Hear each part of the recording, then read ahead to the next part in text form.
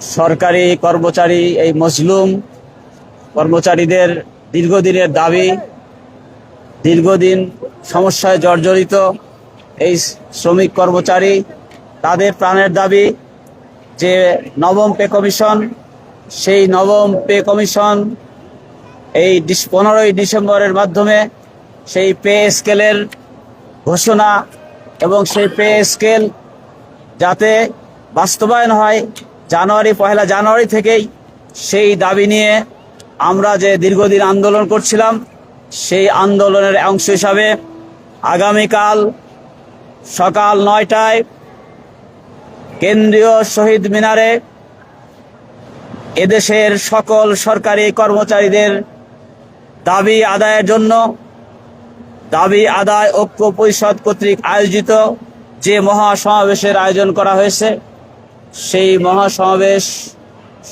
সফল করার জন্য, সেই মহাসমাবেশ বাস্তবায়ন করার জন্য দল মত নির্বিশেষে সকল শ্রেণীর সরকারি কর্মচারীদেরকে সেখানে অংশগ্রহণ করার জন্য আজকে আমরা এই সাংবাদিক সম্মেলনের আয়োজন করেছি।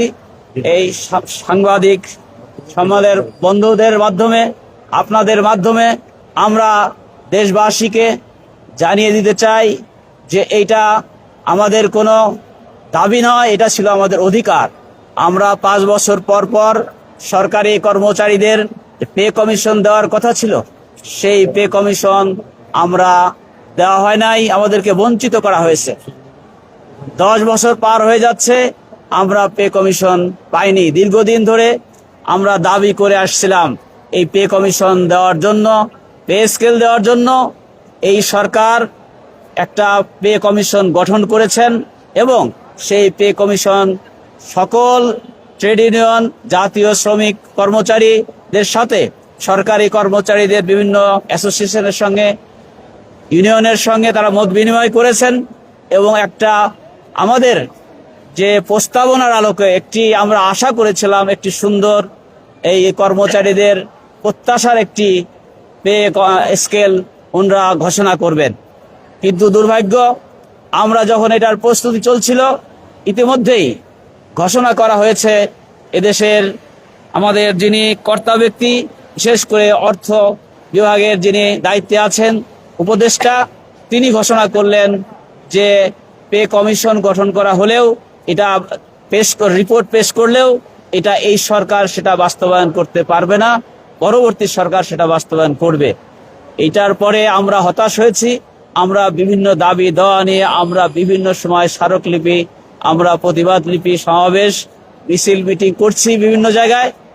সেটারই একটা চূড়ান্ত রূপ আগামী কাল হতে যাচ্ছে মহাসমাবেশের মাধ্যমে।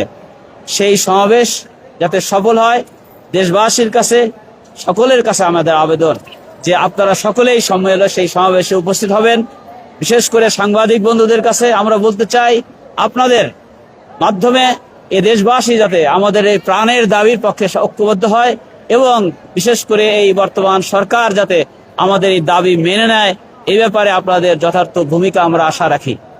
সম্মানিত সাংবাদিক বন্ধুগণ, প্রাণপ্রিয় উপস্থিতি, আমরা যেটা বলতে চাই সেটা হচ্ছে যে 15 সালে যে পে কমিশন দেওয়া হয়েছিল, সেখানে অত্যন্ত এই নিম্ন শ্রেণীর যারা কর্মচারী তাদেরকে বঞ্চিত করা হয়েছিল। আমরা দেখেছি 20টা গ্রেডে 11 থেকে বিশেষ করে 20 গ্রেড পর্যন্ত যে স্কেল রাখা হয়েছিল, সেখানে মাত্র 8,250 টাকা দিয়ে শুরু করা হয়েছিল। এরপরে এই 10টা গ্রেড যেটা করা হয়েছিল সেটা 12,500-র মধ্যে শেষ করে দেওয়া হয়েছে। 10টা গ্রেডের ডিফারেন্স ছিল 200, 250, 300-র মধ্যে। তাহলে একজন লোক 10-15 বছর চাকরি করার পরে দেখা যাচ্ছে তার 200 থেকে 250 টাকা তার পদোন্নতির মাধ্যমে বৃদ্ধি পায়। এ দিয়ে সে কি করে চলতে পারে? বিশেষ করে 6 জনের পরিবার হিসাব করে যে পে কমিশন দেওয়ার কথা সরকার বলেছিলেন, সেই হিসাবে 8,000 টাকা দিয়ে কোনো সংসার চলতে পারে না, 6 জনের 2 জনও চলতে পারে না। আমরা সেই হিসাবে দেখি যে একজন কর্মচারী, নিম্ন শ্রেণীর কর্মচারী, তারা বেতন পাওয়ার সঙ্গে সঙ্গে 1 সপ্তাহের বেশি তারা চলতে পারে না, বাকি সময়টা তারা ঋণগ্রস্ত হয়ে যায়। তারা তাদের সংসার চালাতে পারে না, তাদের পরিবার অসুস্থ হলে চিকিৎসা নিতে পারে না, তারা তাদের সন্তানদেরকে উচ্চ শিক্ষা দিতে পারে না।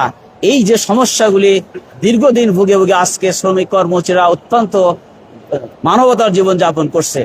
এই পে কমিশনের কাছে আমাদের তাই প্রত্যাশা যে তারা যেন অবশ্যই এমন একটা পে কমিশন করেন যেটা অত্যন্ত বৈষম্যহীন হবে, যেখানে কোনো বৈষম্য থাকবে না। এই 1:10 যেটা করা হয়েছে 8,000 আর হচ্ছে 78,000, এই বৈষম্য আমরা চাই না। কারণ আমরা সকলেই একই মার্কেট থেকে আমরা বাজার করি। যিনি 78,000 পান তার সঙ্গে আরো অন্যান্য সুযোগ সুবিধা দিয়ে তিনি প্রায় 2 লক্ষের উপরে টাকা পান। আর যিনি 8,000 টাকা পান তিনি তার সঙ্গে 12 থেকে 14,000 টাকা দিয়ে তিনি তার সংসার কোনোভাবে চালাইতে পারেন না। তাই আমরা বলেছি এই পে কমিশনে সর্বনিম্ন আমাদের যেটা 35,000 টাকা আমাদের বেতন নির্ধারণ করতে হবে। পাশাপাশি আমরা বলেছি যে এই 8,000 আর 78,000 এই যে 1:10 নয়, এই পার্থক্যটা হতে হবে 1:4। পাশাপাশি আমরা বলেছি যে আমাদের যে মাত্র 1,500 টাকা চিকিৎসা ভাতা দেওয়া হয়, বর্তমান বাজারে আপনারা জানেন একজন বিশেষজ্ঞ ডাক্তারের ফি লাগে 1,500 টাকা। তাহলে সে চিকিৎসা করবে কি করে, সে কি করে ওষুধ কিনবে? এটা কোনোভাবেই সম্ভব না। এই জন্য আমরা চিকিৎসা ভাতা বাড়ানোর জন্য বলেছি, মিনিমাম 10,000 টাকা দেওয়ার কথা আমরা বলেছি। এরপরে শিক্ষা ভাতা নামমাত্র 500 টাকা দেওয়া হয় একজনের জন্য। কোনোভাবেই এটা সম্ভব নয়। 500 টাকায় বর্তমান একজন লেখাপড়া করার খরচ কোনোভাবেই চলে না। আমরা সেটা 6,000 টাকা দিতে বলেছি। এমনিভাবে আরো আমাদের যে সুবিধাগুলি ছিল ওই 15 সালে যে পে কমিশন সেখানে খর্ব করা হয়েছে।